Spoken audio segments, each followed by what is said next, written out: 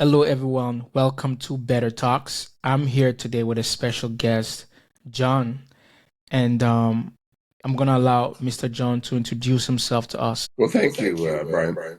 I've been in franchising for 55 years, long before you were thought of.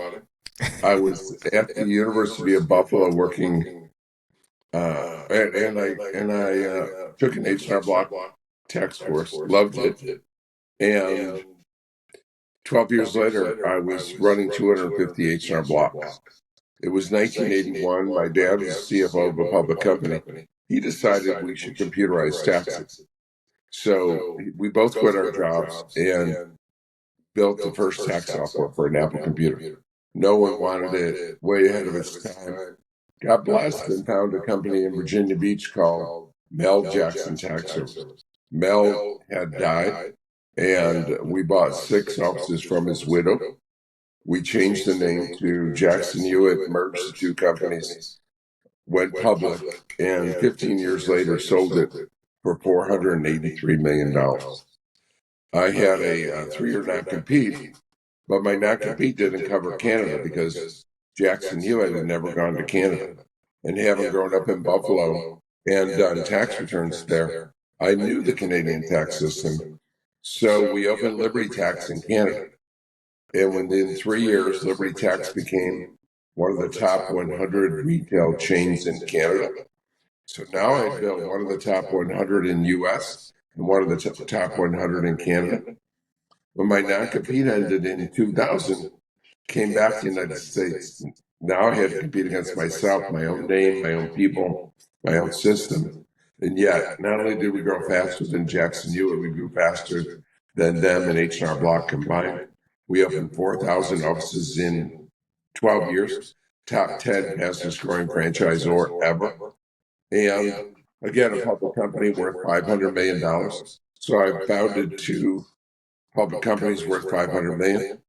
Again, I sold my stock 6 years ago, and now we started loyalty brands, and we have 8 different franchisors focusing on 3 areas. Number one is, as I have for 55 years, tax and accounting. Number two is construction, led by our roofing division. And our fastest growing, though, is pets. And we're already in 3 years the largest mobile grooming service in the United States with our Zoom Grooming brand. So that's my 55 years in a nutshell. Oh my God, that's an extensive experience in franchising, and now you're into loyalty brand, which focuses on taxation, I believe, and then construction and pets. Exactly. Wow, wow. Before I get started, first of all, I want to ask you, for those of us who don't really understand what franchising is all about, because most times when we talk about franchising, I assume it's really targeted in the food industry, in the food service industry. Can you also have franchising in the service industry, such as taxation? There are about 4,000 franchisors in the United States, and about a third of them are in food, but they range from killing mosquitoes to cleaning offices to tax preparation, grooming dogs, doggy daycare, roofing, siding, water restoration, maid services. Most franchisors are in the service industry. So, is there an easier path for somebody that wants to start their own business? And is that an easier path to go into franchising to take an existing business that is already functional and operational? No, I did a webinar. I do webinars every week. And last month I did a webinar for an hour. I spoke about 30 reasons you should be a franchisee versus doing it yourself. And it's a huge time saver. Our job as franchisors is to build a system that's state of the art, best in industry. if I do my job, your job is simply to follow that system. When you build a business, and I've built a large number of businesses, you have two things. You need to uh, have a system, and then you need to have customers. And part of the system is, of course, to get customers. So, but you have to have a systemic solution to grow large. And we give you that from day one. Instead of learning by trial and error, you get handed to you on a platter all the best practices. The system that is built, and then all you have to do is just to follow that system to achieve the same results. Yep, it's that simple. It is. It Now, is. now, having said that, let me say this: that following systems is against human nature. I brought in over 5,000 franchisees, and Wow. not one of them has followed the system 100%. Human beings are incapable of following systems. They are always thinking. But I can promise you, when you don't follow my system, it's going to cost you time, money, and both. But you have to fight against your own nature to be able to be a great franchisee. Because again, not one person has ever followed the system 100%. So, franchising, you can have people around the world who can also get into that service. For example, in your case, you have done business both in the US and Canada. Can somebody take a franchising company and bring it to a developing country like in Africa? Sure, I'm not sure exactly how many countries the largest are in, like a McDonald's or a Subway's or Kentucky Fried Chicken, but I'm sure they're in over 100 countries. Canada and the US have similar business practices. You find any similarity between the US and Canada? It was very similar. You do have to take into consideration of that there are different cultural behavior in each country. But yes, 80% of the system is uniform across countries. Wow, interesting. Wow. Because the reason I'm saying this, speaking of franchising, because I know McDonald's is like one of the top food chain all over the world, and there are McDonald's franchising in Africa. You're talking about human. We don't like to follow processes. We don't like to follow recipes. But I'm just out of curiosity how when a McDonald's enter into a foreign country, for example, in a Muslim country, they don't just sell beef anyhow. It has to be halal beef. So they have to adapt. They have to alter their product. So is that something that is a norm in the franchising world where you have to alter your service or your product to meet the demands of your customer? Um, well, I'm not an expert at any other country besides the United States and Canada.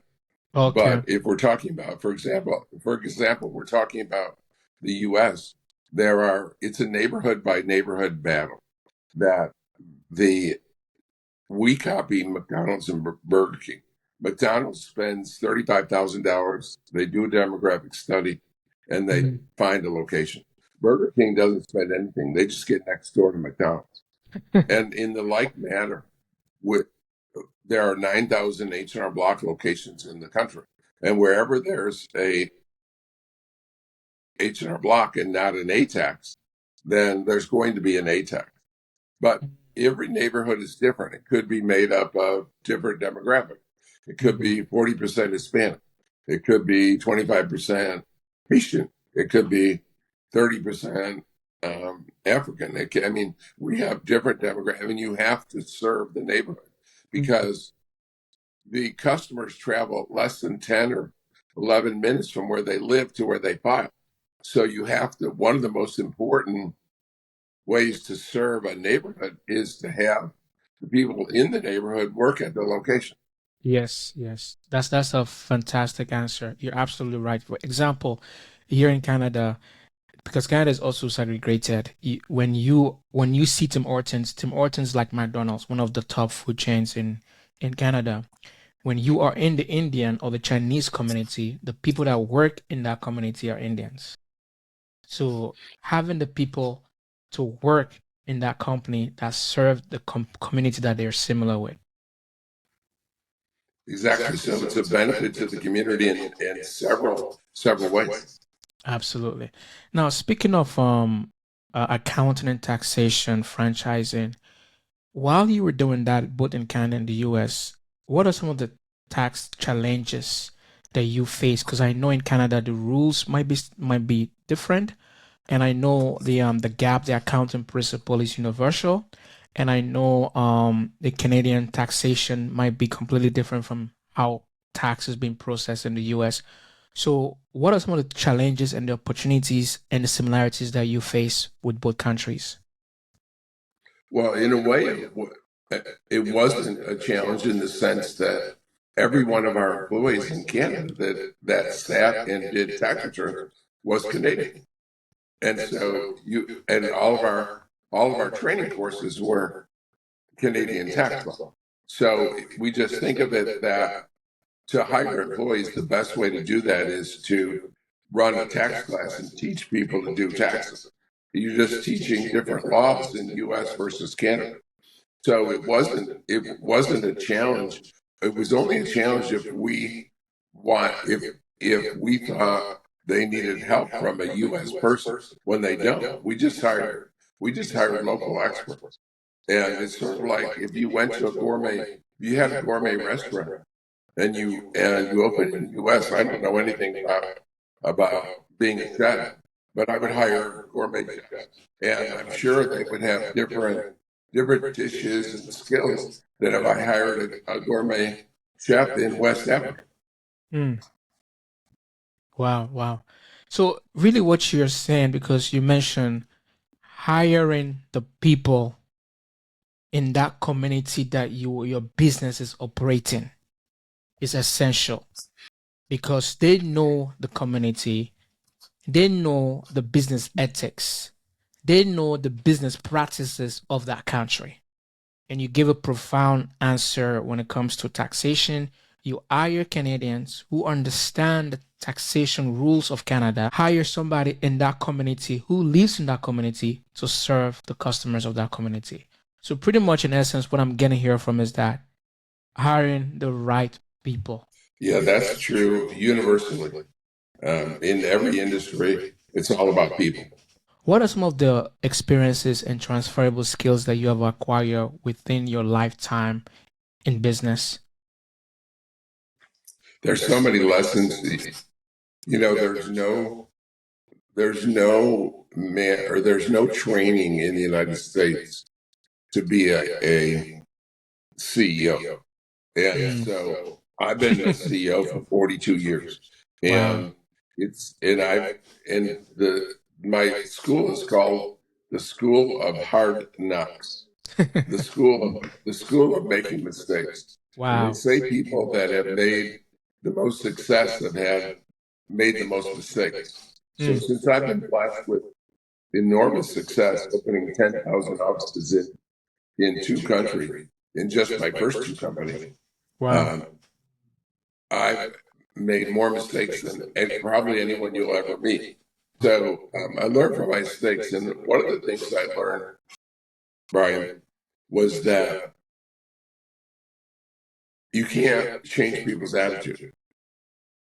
You know, Tom Watson Sr., the founder of IBM, said, give me 100 people with great attitude or 100 skilled engineers, and I will take the people with 100 with great attitude because you can teach engineering, you can't teach attitude. And one of the mistakes I've made in my career, biggest mistakes, was thinking that I could change people's attitude and not understanding the value of culture in a great company.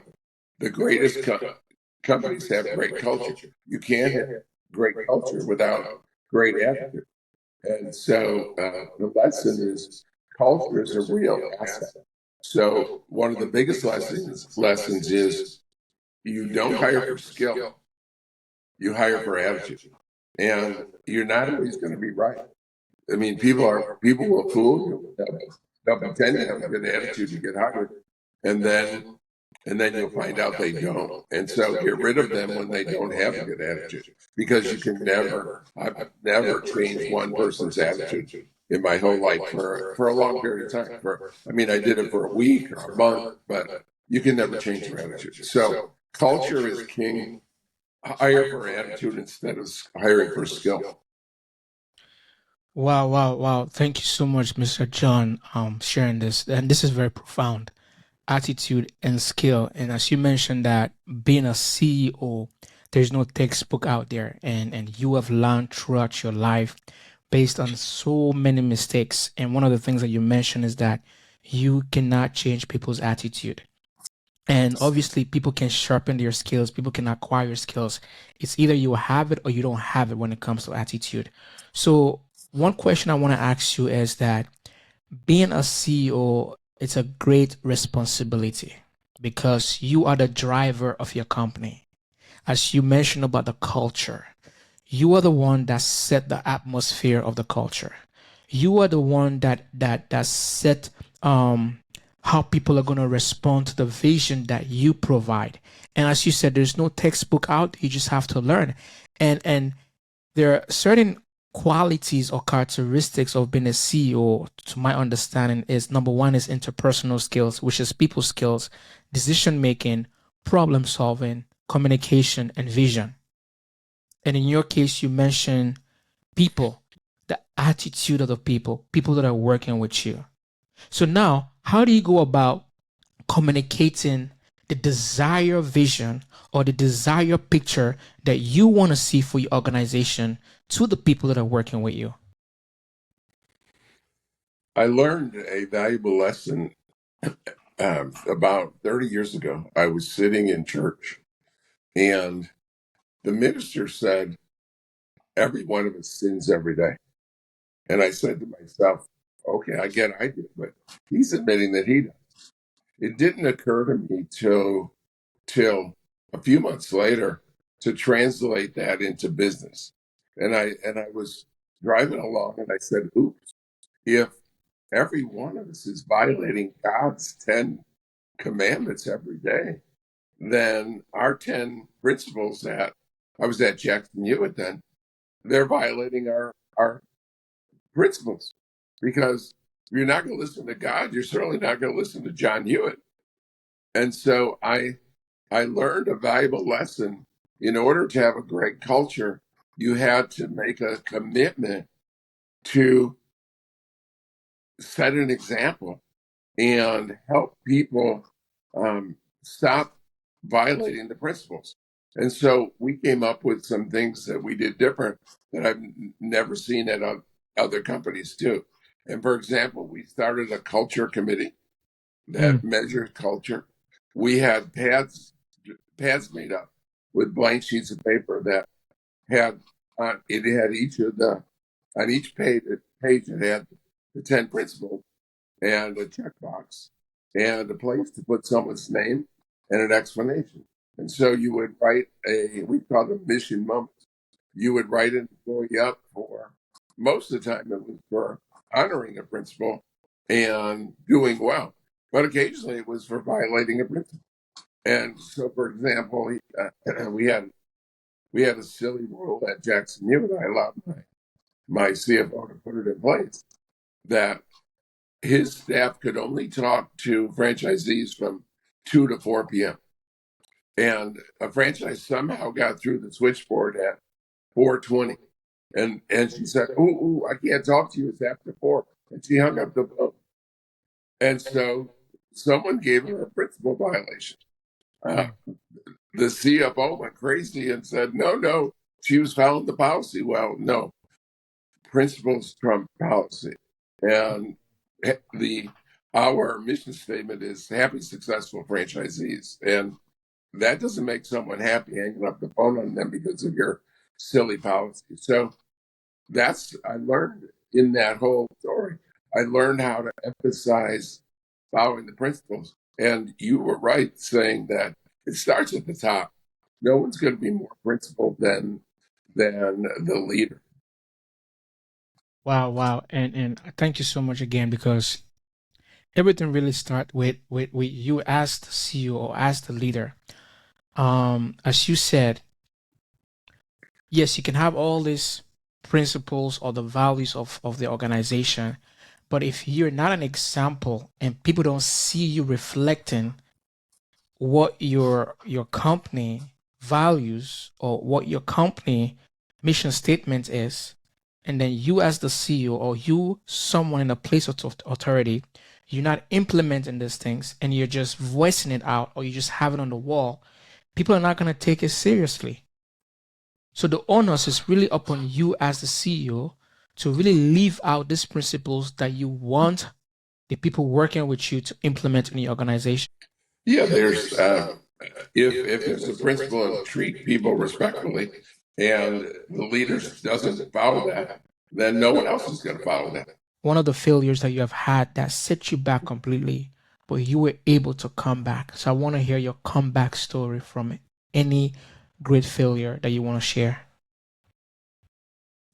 Sure, I have many failures, obviously, and many mistakes. And one of the two biggest failures that I made at Jackson Hewitt, for example, is we overexpanded.